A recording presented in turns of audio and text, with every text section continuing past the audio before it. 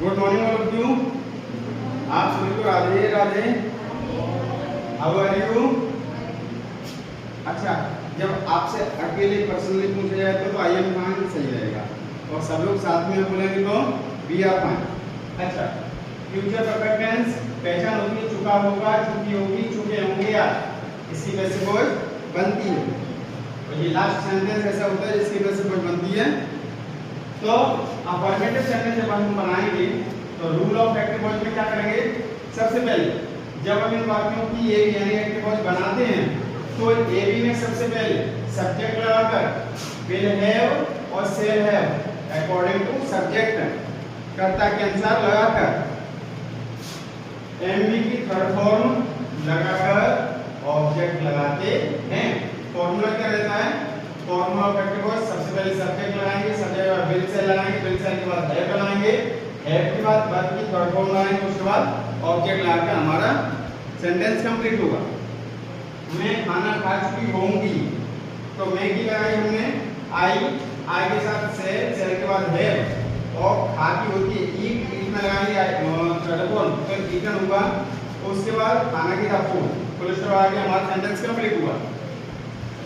उसके बाद सेकंड आपका बेस सच बोल चुके होंगे, दे की हमने लगाई दे के बाद लगाएंगे विल के बाद लगाएंगे हैव और सच बोलना की स्पीच का रूल होती है, स्पीच की थर्ड फॉर्म होती है स्पोकन, तो स्पोकन थर्ड फॉर्म लगा के हमारा सेंटेंस कंप्लीट हुआ।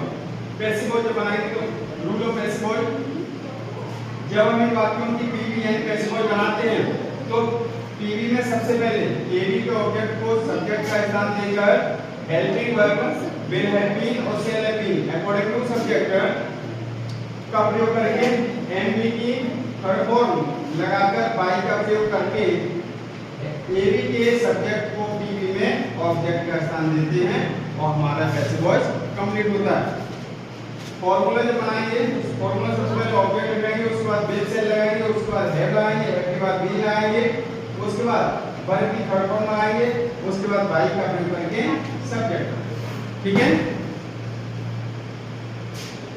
ये वाला सेंटेंस था आपका I shall have eaten the food. इसका पैसेज जब बनाएंगे तो द फूड को उठा के यहाँ पे सब्जेक्ट का स्थान देंगे, तो द फूड हमने लगाया, इसके बाद विल लगाया, विल के बाद हैव लगाया, हैव के बाद बी लगाया और ईट की थर्ड फॉर्म ईटन हमने यहाँ पे लगाई, बाई का प्रयोग करके आई को चेंज किया मी में, क्योंकि आई का ऑब्जेक्टिव केस होता है मी।